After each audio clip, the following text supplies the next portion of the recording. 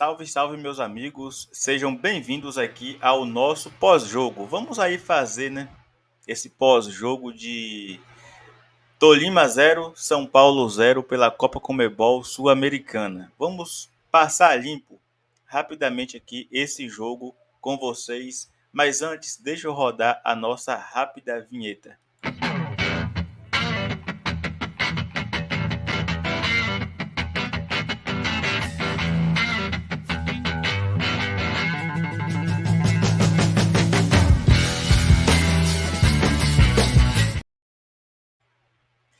Salve, salve, meus amigos. Sejam bem-vindos aqui ao nosso pós-jogo. Vamos aí fazer rapidamente com vocês esse pós-jogo Tolima 0 versus São Paulo também 0 pela terceira rodada da fase de grupos da Copa Sul-Americana.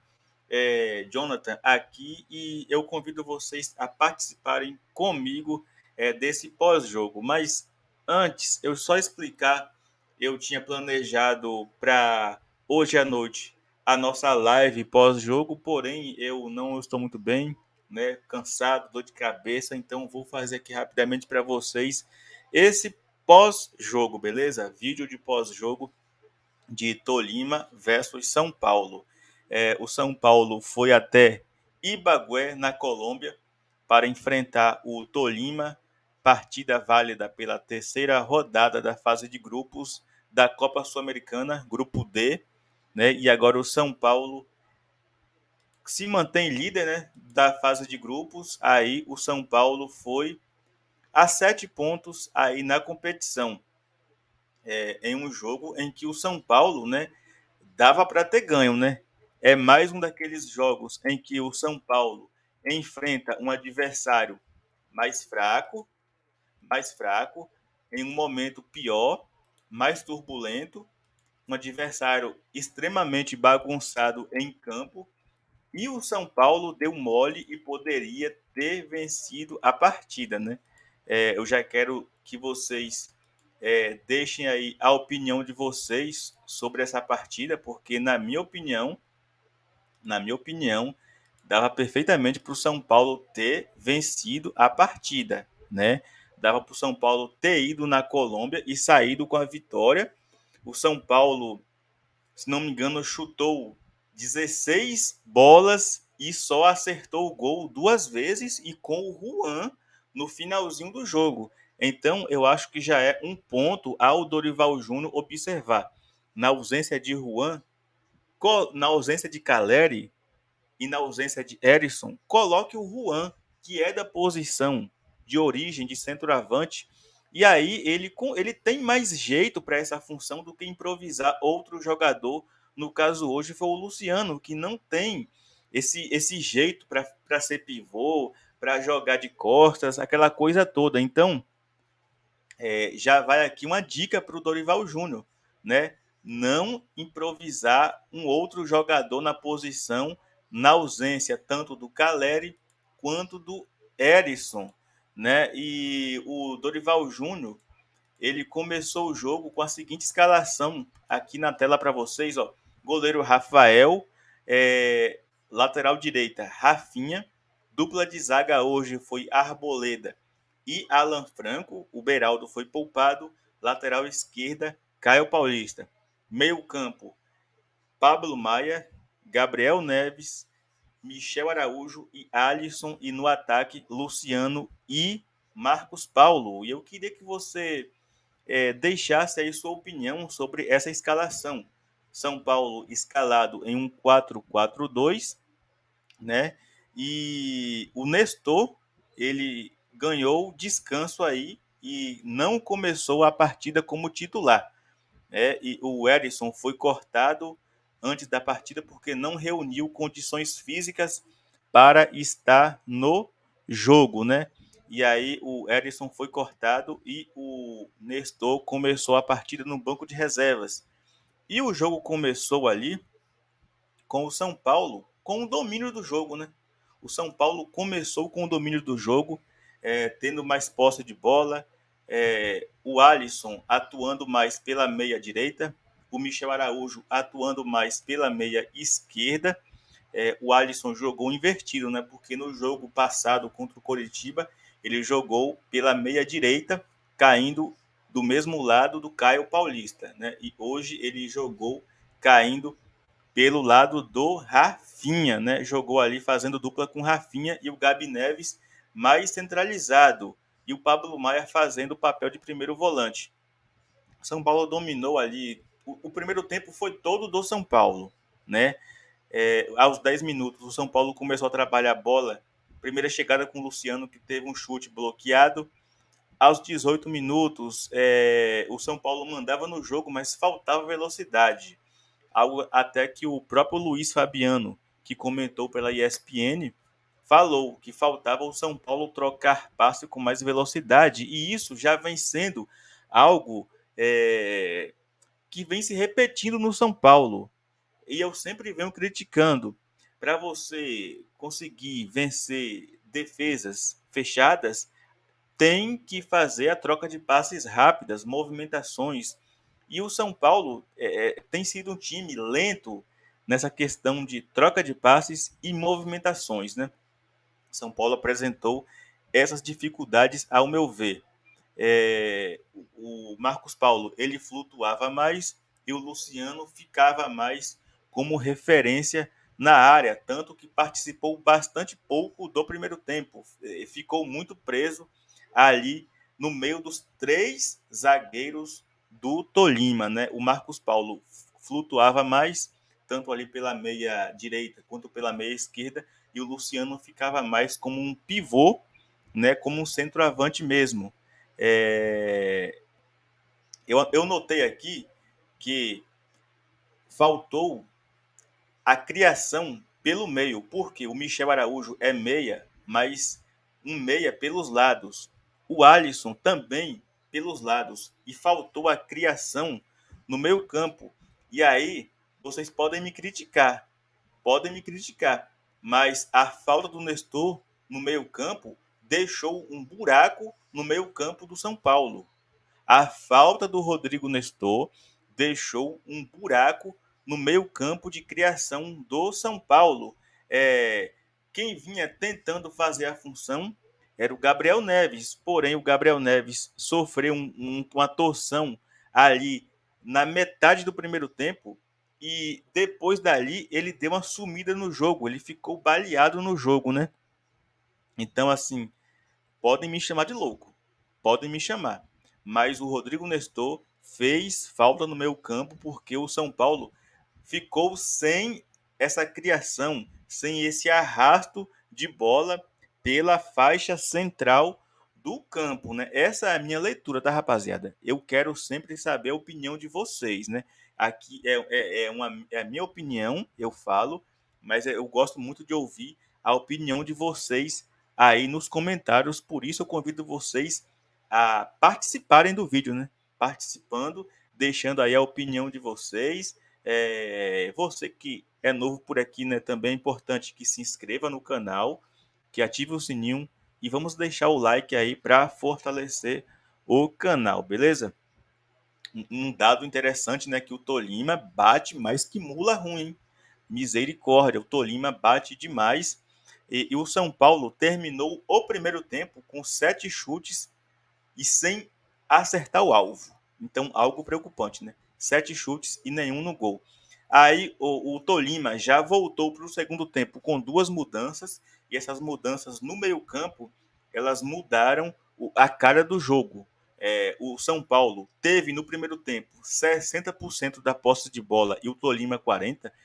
E no segundo tempo, o Tolima equilibrou a posse de bola 50-50 com as mudanças promovidas no meio-campo. O Tolima se mostrou um time bastante frágil, tá? Frágil, desequilibrado, pobre de ideia. O Tolima não acertou o gol do Rafael. Então, assim, faltou ao São Paulo coragem, ímpeto, organização para sair com os 3 pontos da partida. Claro que você empatar contra o Tolima na Colômbia não é um resultado de todo ruim, porque o São Paulo se mantém na liderança isolada do grupo.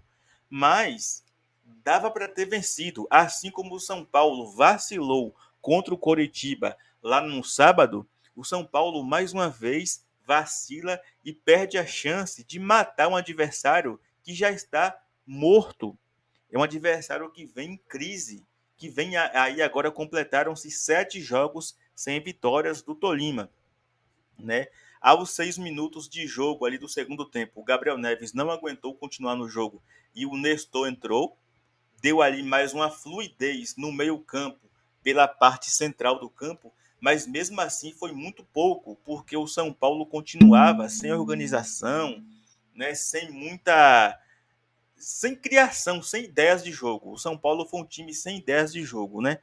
Aos 21 minutos, o Rato entrou, saiu o Michel Araújo e saiu o Luciano, entrou o Juan. E logo aos 22, o Juan teve a chance do jogo, né? Em um lance ali brigado na área do Alisson, o zagueiro cortou a bola mal cortada, sobrou para o Juan, que vinha sozinho, bateu de esquerda e o goleiro fez uma defesaça, né? Jogou para o escanteio. E aos 38, o Juan teve outra chance, ele chutou e o zagueiro conseguiu desviar a bola por cima do gol. Então, assim, o Juan acabou entrando aos 22, aliás, aos 21, e teve as duas principais chances do jogo, né? Poderia ter feito pelo menos um gol, né? Mas erra quem está ali para tentar fazer o gol, né? E aos 38 minutos, o Marcos Paulo saiu, entrou o Luan e saiu o Caio Paulista e entrou o Rai Ramos invertido lá na lateral esquerda, né? Então, assim, em linhas gerais, mais uma vez, repito, o São Paulo dominou o jogo, o São Paulo teve as melhores chances do jogo e faltou aquele cara, o matador. Faltou o matador. O São Paulo é aquele time que ele sofre para criar uma chance clara de gol e quando cria, falta o matador, aquele cara que empurra a bola para as redes, para o fundo do gol, né? Então faltou isso ao São Paulo. Em linhas gerais, Rafael não foi exigido. O Rafinha fez uma partida segura, ele tem uma importante saída de bola ali pelo setor direito, né, de criação do São Paulo, subiu pouco, mas ainda assim deu alguns cruzamentos na área, né? A dupla de zaga foi segura, Arboleda impecável, o Alan Franco voltou hoje, né? Ainda não havia jogado com o Dorival Júnior e foi um zagueiro seguro, né? Criticar o Alan Franco hoje seria injustiça, porque o Alan Franco fez uma partida segura e correta, né? Poucos erros. Caio Paulista, para mim, foi assim um dos pontos baixos do São Paulo, mais uma vez, né? Caio Paulista toma muita decisão errada, muitas jogadas erradas, tentativas de dribles que não dão em nada. Quando ele tem a chance de levantar uma bola na área com a perna boa, que é a esquerda, ele corta para a direita e perde o lance. Então, para mim, um dos pontos baixos do jogo foi o Caio Paulista, mais uma vez, né? Meio-campo, Pablo Maia apareceu mais agora no segundo tempo. O primeiro tempo dele foi bastante apagado. O Gabriel Neves ele jogou melhor o primeiro tempo do que o Pablo Maia. Pablo Maia veio aparecer mais agora no segundo tempo. Então, para mim, o Gabriel Neves vinha jogando bem, vinha tentando alguns passes, lançamentos, né, mais verticais, porém ele infelizmente sofreu uma torção e não teve condição de seguir no jogo, né? Pablo Maia fez aquele jogo burocrático, como sempre, né? O joguinho do caranguejo, isso me irrita bastante. O time precisando de um resultado, de somar pontos, e aí o cara fica com aquele toquinho para trás, pro lado, sabe? Tipo assim, o empate tá bom. E isso me irrita, porque eu sou um cara extremamente resultadista. Eu quero o resultado, os 3 pontos e a vitória. Não interessa contra quem e em quais circunstâncias. E aí o São Paulo meio que acomodou no jogo ali mais para metade do segundo tempo, porque teve até um lance que me irritou bastante quando o São Paulo teve um escanteio e o Wellington Rato foi caminhando como se estivesse passeando no parque.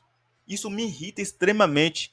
Eu quero o time para cima, agressivo, com vontade de vencer, com gana, com vontade de vencer. Não um time moroso e preguiçoso em campo, né? É, o Nestor entrou, deu outra fluidez ao meio-campo do São Paulo, porque o São Paulo começou a criar um pouco mais pelo meio, né? O Alisson jogou, não foi mal, mas poderia fazer mais. A bola no pé do Alisson parece que ela queima, né? Parece que ela queima. É um jogador que quando ele tá com a bola, você já vê um passe errado, né? Deixa eu ver quem foi o outro. Michel Araújo. Poderia ter rendido mais, mas não foi mal. Ainda tentou alguns lances, arrastava a bola, tentando driblar, furar a defesa adversária, sofreu algumas faltas, né? O Marcos Paulo não foi mal, só que ele no segundo tempo ele deu uma cansada porque ele correu muito no primeiro tempo. Mas assim, é um jogador corajoso, com personalidade, tá com vontade de mostrar serviço, com fome, né? Errou, mas assim, só erra quem tenta, né? É aquele caso do Beraldo. O Beraldo erra muito passe, por quê? Porque tenta. E o Marcos Paulo hoje ele errou também alguns lances porque tenta ir para cima, furar a marcação com drible. É uma coisa que o São Paulo hoje tem pouco, que é 1 contra 1. E o Marcos Paulo tentou, né? Teve êxito em uns lances, em outros não, né? Mas tentou. O Luciano fez uma partida mais uma vez abaixo, mas também fora de posição, né? O Luciano mais uma vez hoje foi centroavante e é uma posição que ele já disse que ele não gosta de jogar, né? Ele não se dá bem nessa função. E as entradas aí do Nestor entrou razoavelmente bem. O Luan fica sem nota, né? Porque assim, sem anotação nenhuma, porque jogou pouco. O Wellington Rato ainda tentou ali algumas metidas de bola no meio da defesa do Tolima. Então, assim, dava para o São Paulo ter vencido a partida, né? E o que se nota nesse São Paulo é que o elenco é limitado demais e não dá para ficar inventando demais com o elenco do São Paulo, né? Então, assim, esses jogadores vão ter que aguentar a maior sequência possível, né, de jogos, porque o São Paulo tem 9 jogos agora no mês de maio, e dentre esses 9 jogos, o São Paulo vai ter aí o mata-mata da Copa do Brasil, né? Porque a CBF sorteou hoje os mata-matas da Copa do Brasil e o São Paulo vai enfrentar aí, ó, o Sport Recife. Jogo de ida na Ilha do Retiro e o jogo de volta no Morumbi. Será primeiro jogo, aí, se não me engano, ali na semana do dia 17 e o outro jogo no final de maio. Então o São Paulo tem essa sequência pesada aí. A CBF ainda vai divulgar as datas com precisão, datas e horários, transmissão, mas a princípio tá aí. Jogo de ida na Ilha do Retiro e o jogo de volta no Morumbi. O que você achou desse adversário do São Paulo na Copa do Brasil? Eu achei que finalmente o São Paulo teve um pouco de sorte, embora o Sport Recife venha num bom momento, né? Campeão pernambucano, tá aí disputando, no caso amanhã, disputa já a final da Copa do Nordeste, então vem um bom momento. Vamos aguardar, né? Vamos aguardar aí as confirmações de datas e horários, mas pela Copa do Brasil, o São Paulo vai enfrentar nas oitavas o Sport Recife. Eu achei um bom adversário, né? Não queria, em hipótese alguma, pegar aí rival, Palmeiras, Flamengo, Atlético Mineiro, Atlético Paranaense, né? O São Paulo acho que levou sorte boa aí nesse sorteio. Queria saber a sua opinião sobre o jogo do São Paulo, né? Então participa do vídeo deixando sua opinião. O que você achou desse empate entre São Paulo e Tolima, né? Acabou o jogo lá em Ibagué, no estádio Manuel Murillo Toro. Tolima 0, São Paulo 0. Esse foi o nosso pós-jogo Tolima versus São Paulo, Copa Sul-Americana 2023, beleza? Então participa do vídeo, deixando a opinião de vocês. Se inscreva no canal, ative o sininho E muito obrigado a todos, né? Eu vou ficando por aqui e numa próxima aí a gente faz uma live, porque hoje realmente eu estou sem condição nenhuma, beleza? Então, muito obrigado, bom descanso, boa noite a todos, é nóis, e aqui você já sabe que é Vamos São Paulo sempre.